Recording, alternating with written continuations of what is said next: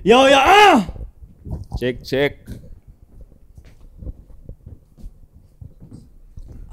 Sakit ng legs ko, pre. Leg day ako kahapon eh. Oh, ang pare, yabang. grabe. Panoorin nyo yung workout journey ni Binibidyo Ato, ko, pre. pare. Para to inspire. Hindi, binibidyo ko pang engagement din. Ako, sinasabay ko sa leg yung shoulder, pare. Ang pinagawa sa akin kahapon kasabay nung leg yung ito eh, yung core. Yung core, araw-araw ko yan.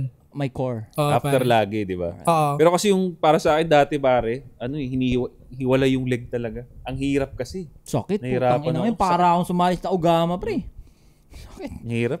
Masakit talaga yan. Sakit par, puta. Parang pinadil eh. Ano, first 3 leg day mo, ang sakit.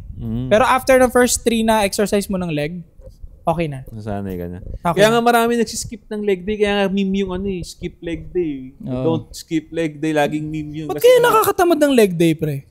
Ikaw Kasi ba? siya para sa akin, hindi siya kasi obvious. Ang hirap niya, tapos hindi naman siya obvious. Hindi siya sobrang pamorma. Unlike pagka sa taas worth it yung hirap kasi kita eh. Kita. Bagay. Ganun siya.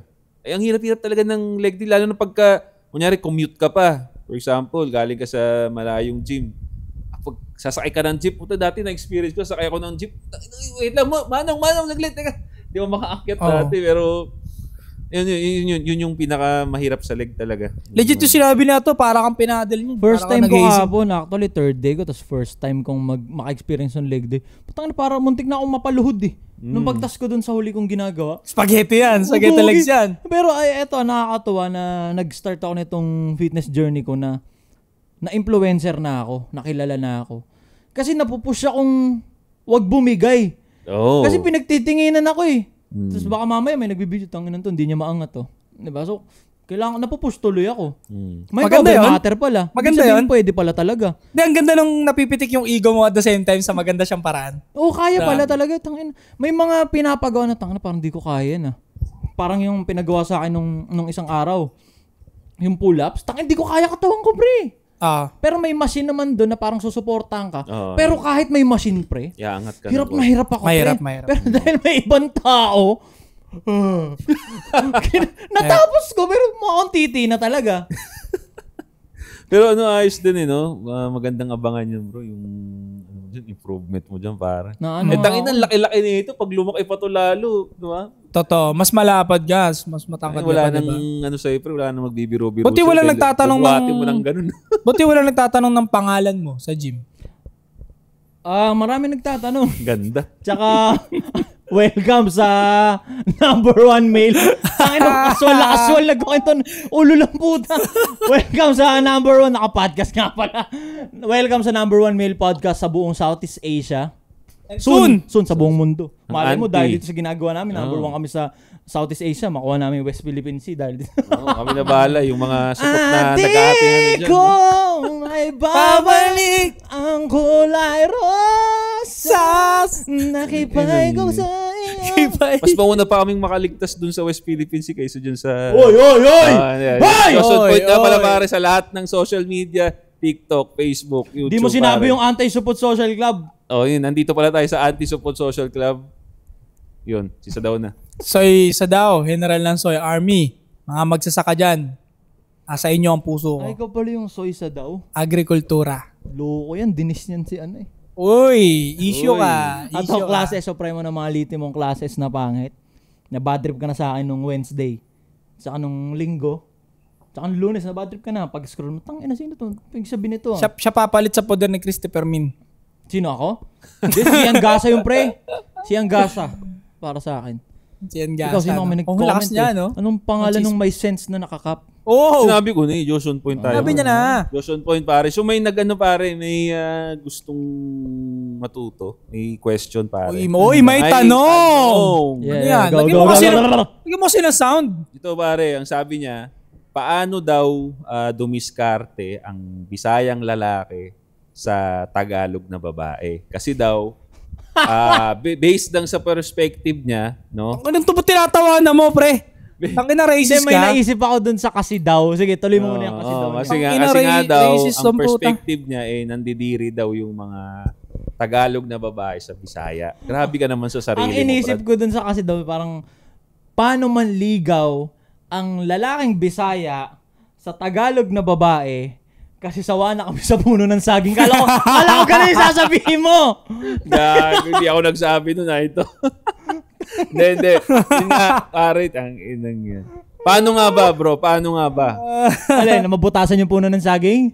Mabutasan yung babae. Gago. Puno ng saging, bro. Walang alam niyo ba dahil sa trend na puno ng saging na yan, may isang video na nag-viral sa TikTok na binabayo niya talaga yung puno ng saging. Meron kasi Siguro talaga. Hindi talaga? naman haka-haka yung pre. Siguro tinry niya dahil nakikita niya sa ano. Kage hindi pre. Dati pa may mga videos talaga na naglilik na may dati manok pa nga eh. Tapos meron yung puno ng saging nga. Talagang ginagawa nilang parang sex doll yun. Ano bang pakiramdam ng pre sa puno ng saging? Gago. Totoo ba talaga? Bro? Meron pre. Tapos, saan ba galing yung mamya? Marami rin namang puno ng saging dito sa Luzon. Mamya taga Luzon din. Wala to walang hate sa kung ano mang race. Pero tangina talaga, karamihan talaga sa gumawa nun. Kapatid natin Bisaya talaga. Yung gano'n na kumantot ng puno ng saging. Kasi ang nga putang aso eh. Ang nababalita dati, ayun nga animals. Pero yung puno ng saging parang putang ina. Diba? Pero legit pre, karamihan ng gumawa nun. Kasi yung sa video, hoy, tanim ba naman? Ganun. Hindi, baka naman kasi provocative yung puno, pananamit ng puno ng saging. Baka naka-picture kasi yung saging. Baka nakakalibog, no? Ang kinis nung naging bunga eh. Kinis ng balat. Victim blaming sa saging. Pwede namang weird, no? Sobrang weird. itikol mo na lang, nagsaging ka pa, puto dinamay mo pa yung Mother Nature. Pero, balik dun sa parang may discrimination nga mga Bisaya pagdating sa pagdidiskarte. Kasi may tropa ako sa Antipolo dati na, marami Okay. na Bisaya yung salita. Bisaya talaga yung nila, talagang PD pero dipindi. Ganun talaga siya katigas na Bisaya. Na, kapag sila dumidiskarte, talagang malaki tsansa na off yung chicks na Tagalog. Pansin ko din. Oh, dahil sa accent ba? Accent, humor nila palpak din eh. Yung mga hindi naman lahat ng Bisaya. Yung talagang prom din na nagtrabaho dito na yes sir. Alam niyo yun, talagang tas mababa pa humor. Kasi kadalasan na naging tropa kong Bisaya dati, ganun eh. Mababa yung humor eh. Bihira lang yung pasok yung humor sa Tagalog na babae. Baka yung biro nila na yun, pasok sa Bisayang babae din. Pero most din na nakilala kong Bisaya dati sa Antipolo, yung joke humor, Bisaya talaga. Oy, pare, yung humor nila hindi pasok sa Tagalog na babae. Parang halimbawa, nagiinuman kami, may babae diyan. Yung banat nila talagang parang na-off eh. Oo, medyo aggressive na minsan na off na talagang nakikita mo sa babae na hindi Iba talaga trip nila. Iba kasi talaga trip nila. Ultimo yung mga nagte-trend na video dito sa Luzon. Ano yung Kalabaw? Doon tayo ng Kalabaw. Binabato sa Bisaya mga. yun yung gumagawa. Hindi natin sinasabi yung Bisaya as panglalait. Kumbaga, dinidetermine natin. Bisaya talaga yung gumagawa. Like for example, yung sa basketball lang eh. Kaya nga na-invento yung term na tangan to Bisaya maglaro. Yung masyadong kasi, mabalya. Nangyayakap na. Yung parang ganun. Yung halos pumatay na ng ewan. Halos manakal na. Pero parang natural daw yun sa kanila. Yung laro. Di ba, laro nga nila, mga libangan nga nila, boxing, di ba? Suntukan walang gloves. Yun yung mga trip nila eh. So doon sa diskarte. Paano didiskarte ang Bisayang lalaki sa Tagalog na babae? So, point out muna natin bro yung yung kumbaga parang yung perspective sa kanila. Okay. Yung kumbaga yung downside sa kanila. Yun, sabi nga ni Isa daw is yung accent. Okay. 'Di ba? Accent and humor. Humor. Yung sa akin naman ang lagi kong ang nakikita kong mali minsan pag sinabi mo kasing Bisaya yung forma naman. Yeah, totoo. Diba, minsan may forma sila na sabihin nating outdated. Fubo na dilaw, skinny jeans na blue. Tapos Supra. Putang ina. Yung ganun pare. Tapos ang hilig nila sa fitted na damit. Tapos 6-pocket na short. Yun. So, forma. So, ano sa tingin mo yung parang disadvantage? Or yung parang stereotype? Pag sinabi mong Bisaya, alam mong corny.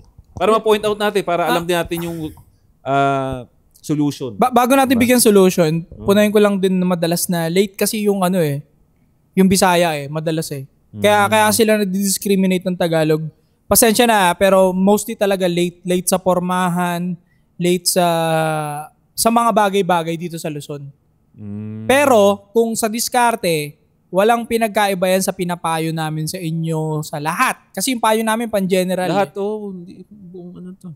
Pero masakit man to pakinggan. Ako, Bisaya din ako, yung parents ko, di ba? Pero masakit man to pakinggan, pero may discrimination talaga sa Maynila pagdating sa accent ng Bisaya at sa humor.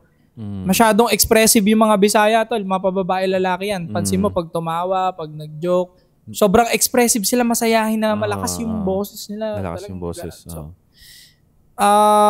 kayo, ano bang yung ano tips? Yung gusto ko rin din i-emphasize din yung forma. No? Yeah. Kasi madalas kong nakikita again, pareho kami ni Sadaw, yung airmat ko taga Dumaguete, no, yung mama ko naman, yung airmat ko taga Dumaguete, yung airpat ko taga Zamboanga. So, Bisaya rin yung Zamboanga. Oh, yun. Chabacano Chabacano. sila. Oh. So, ayun, no, may Bisaya din ako, marami ako nakasamang Bisaya. Nakapunta na ako sa probinsya ng nanay ko. So, napansin ko rin talaga, bro, na yung forma sablay, no? Nakita ko na parang tawa to, tangan na racist talaga tong niga na to. Parang, What's up, niga? What's up, ko? Parang Racist, outdated racist. nga. Outdated. Kumbaga nakakakita pa ako ngayon ng nakamaong, di ba? Na Maong skinny tapos jeans. polo na checkered. Tapos fit na damit. Polo na checkered na sobrang... Abercrombie na maroon. yung ganun, pare. Fubo na dilaw. Na Hindi naman, fitted. Bisaya kami! Takina ka! So, again, hindi lahat ng Bisaya kasi marami rin ako nakitang... Tapos mahaba yung kuko dito sa hinlili. Ina mo, stereotype yan! Gago! Mahaba yung kuko dito. Ayan, sige nga, point out ko yung sa amin. Pangulang. Ganun Nakita mo. nakikita ko yung Pangulang. yung nakikita ko, napapansin ko yung fubo na fitted, fubo dilaw na fitted na ipapares sa skinny jeans. Tapos mahaba yung kuko. Ako nagpahaba rin ng kuko nung bata ako.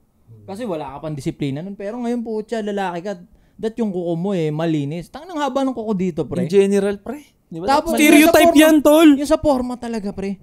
Alam mo wala, no hate pero base sa forma ay Bisaya. Oh, Paggaling sa kanya, bro. Putang ina mo, dalawa kami dito, pre. hindi, Tagalog, isa ka lang. Hindi, gaganon mo talaga. Tangan, Bisaya, oh. Oh. Nakita mo yung rage bait, kaya nare-rage bait siya. Tingnan mo. Hindi, real talk, pre. Ano lang, madedetermine mo talaga. Kaya, Totoo naman. lalaki nga, napapansin natin na kapwa natin lalaki, Bisaya to. Actually, bro. Diba? So, What hindi more siya... pa yung babae? na mas sensitive sila sa ganun. Yeah. Mas maarte babae. Para. So, sa solution is forma ayusin. Yeah, sa solution, nandyan yung mga kapatid natin si Ungart, si UA Apparel, kung gusto niyo Okay, shoutout kay UA. Gusto niyo ng drip, kahit Bisaya kayo, pero gusto niyo ng fly na drip, UA Apparel, si Underground Apparel, sila Ungart, andyan yan sila. Ang mission nila parang paangasin yung forma ng Bisaya, tingin ko ganun ko nakikita. Kasi nga dahil may ganun ng stereotype nga na base sa forma, Bisaya oh. Pero pag nakita mo yung mga drip no nila Ungart, nila UA Apparel, angas. Pero solusyon para sa akin, number 1 nga dyan, tama yung sinabi nila, forma, ayusin mo. Yung accent, hindi na, kahit wag na. Okay lang yan, kahit matigas, kasi yan yung mother tongue mo eh. Totoo. Hindi mo naman first language yung Tagalog, we Di mo alam understand. mag-adjust, man, sa pananalita. Makakadali ka pa rin ng Tagalog na babae niya, kahit ganun yung accent mo. Wala yun. Pero yung humor mo, number 1 yan, dapat maayos. Kasi, may mga Bisaya rin na corny, hindi natin maalis na, may Tagalog din na corny. Pero, yung humor mo, pag yan tumatagos yung humor mo, talagang nakakatuwa, nakakagiliw yan, makakadali ka ng ebab. Forma, humor, importante yan. Dapat lagi kang malinis sa sarili. And, yun nga, bumili ka ng UA Apparel kung gusto mo dahil magaganda rin yung mga drip. Undergroundapparel.com. Mga drift nila doon. Sobrang fly, prar. Kung forma, tignan mo yung mga forma ni Josh on point. Laging on point yung mga forma niyan. So, pwede mo kopyahin. No.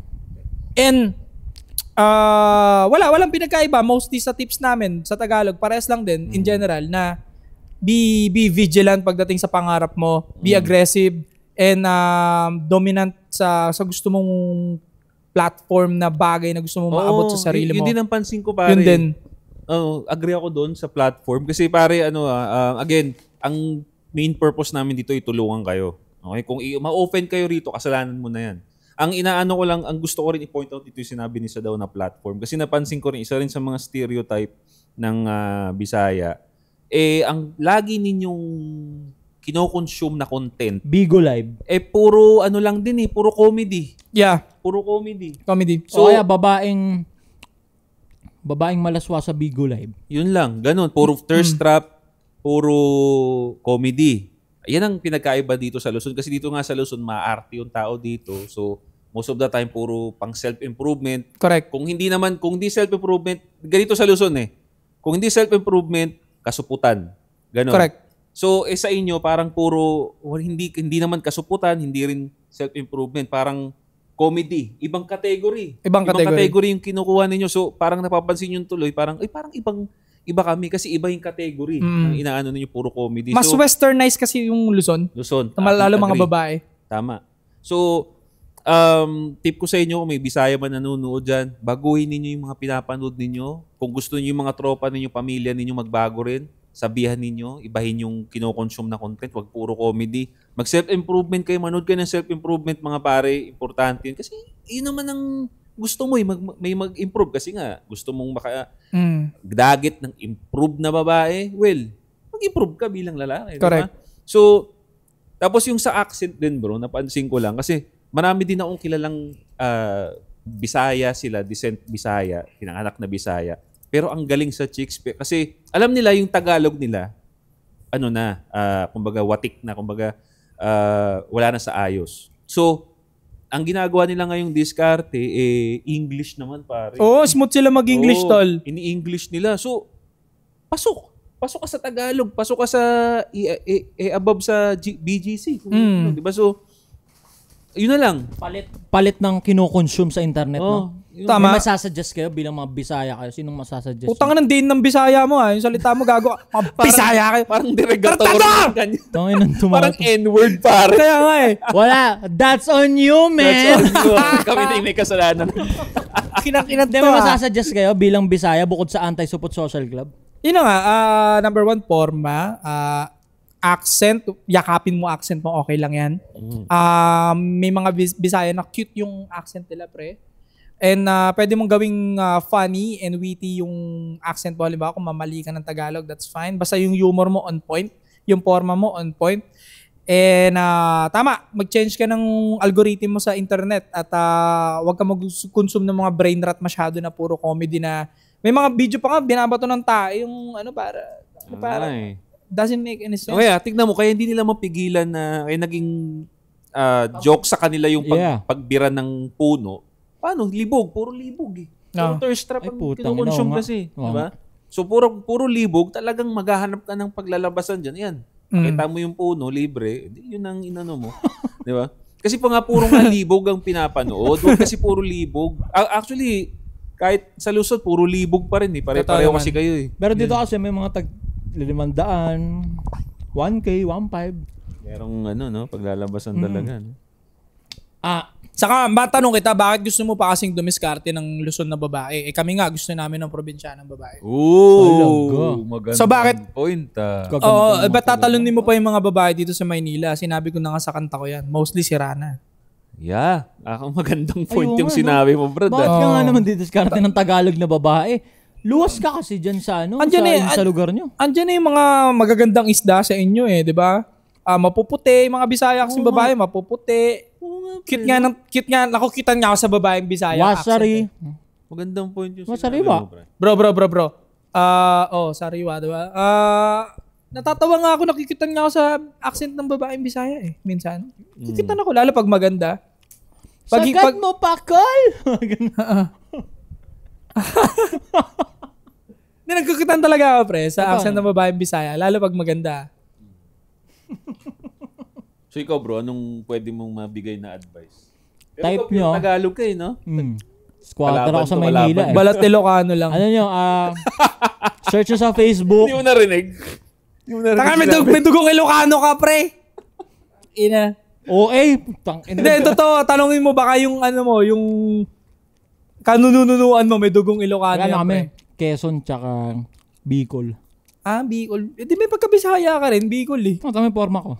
Ayasib din Ito, tangina. Gago ka. Bakit yung kulay mo, norte?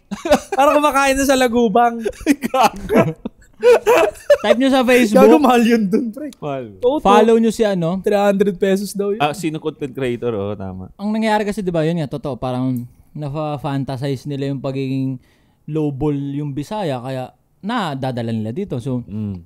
andyan sila, sila Beatmaster. Uy, shout out Lupit nun, Beatmaster. pre, si Beatmaster. Napakalupit nun, pre. Tsaka napakaganda rin ng EA nun. Kasi nga, Bisaya siya na, hindi niya tinanggap na Bisaya lang ako. Bisaya ako. Tumindig siya. Yakapin mo. Beatmaster, panoorin niyo yung ginagawa niya. Sila Joseph Sabello. O Joseph Sabello. Si Joseph Sabello, siya yung owner ng UA Apparel. Yung, Uy, shout out. yung underground apparel. Bisaya rin yun. Yung mga content nila, pre, tangina, ano talaga? Hassle sagad. Meta. Oh. Correct. Personal improvement. Bisaya, pinapanood ko yun, pati yung utol niya, si Shael. Joseph Sabello, si Shael, si Beatmaster. Ito na lang, Don Ontiveros, pare. Bisaya rin yan eh, di ba? Si Pacquiao. Si Pacquiao. Yung accent nila, tignan mo naman. Okay Tama lang. yung forma ni Pacquiao, tangina, Hermes. Di ba? Kumbaga in general mapabisaya ka or Tagalog. Pero alam mo, ayoko sa nangyayari ngayon sa internet sa Bisaya. Ang sensitive nila. Lambutin yung iba. Napipikon sila. Bisayang nasa Luzon na yun. Kasi na-adapt nila yung toxicity ng Luzon. Toxic Luzon, pre. Okay. Kahit nung presidential, pre, ang maingay lang naman Luzon eh. Pero nakapagpapanalo ba yung Luzon ng presidente nila? Hindi. Wala. O nga, no? Para sa akin, mas matatalino yung nasa Visayas Mindanao eh. Dito lason dito, pre. Magagaling lang mag-English tao dito, pre. Tsaka mga well-educated, may diploma, ganto, ganyan. Tignan Pero mo to, tangina, pre. Mas bobo ang tao sa Luzon, pre. Tignan mo to. Kung sa Luzon nga, magaling lang mag-English pero bobo. Ang Visayas, Mindanao, matatalino pero watik lang po, sablay lang pumorma. Paano pagka kinuha nyo na yung self-improvement? Pagtira naman kayo, mga ya. Oo. Diba? Kakainin Check nyo nyo na yun. lang. Malakas pa yung Bro. physical nila. Sila Joseph Sabello. Check nyo yung ginagawa nila. Kakainin Movement nyo nila na, sa pre. internet. Nakakatakot. Kakainin ng Bisaya Saka, ng buong Pilipinas. saka huwag nyo na nga kasi problemahin yung chick dito na diskarte yan. Pucha, nandiyan na nga sa inyo yung mga gusto namin eh. Dito pa kayo dumidiskarte sa Maynila eh. Sa Maynila nga, di ba? Yung mga babae makukulit Tingnan na. yung mga foreigner, pre. Pupunta sa Boracay, sa Siargao, para dumagit ng Pinay na taga dun. Oo. Ayaw nila ng Pinay sa Luzon kasi yung Pinay sa Luzon ulul eh. Ulul talaga. Diba? Pinay dun sa Visayas Mindanao yung gusto ng mga foreigner. Yun na yun eh. Yun na yun mismo kasi nga hindi mo kailangan humanap ng above na Tagalog. Tsaka para Crazy? isa lang din sa mga pinapanood ko. Idol ko to si Slater Young. Bisaya yun, Cebuano yun. Pare. Totoo. Pero Oo, tignan mo totoo naman, yan. sobrang may class yun. Mayaman na siya kasi nga dahil sa trabaho niya. Pero kita mo ba sa kanyang Bisaya yung tao na yun? Hindi eh. Walang trace ng dahil sige, mayaman na nga siya asyendero. Pero doon mo makikita na wala talaga sa kung saan ka galing. Yeah. Mateo Wala talaga. Godicelli. Oh, di ba? Ayun. Sila Oh. Pugoy na Kuy-Kuy. Oo. Mga Ang dami Bisaya. mga Bisaya na tumatagos na wag nyo kasing pinopokusan ng sobra yung puno ng saging.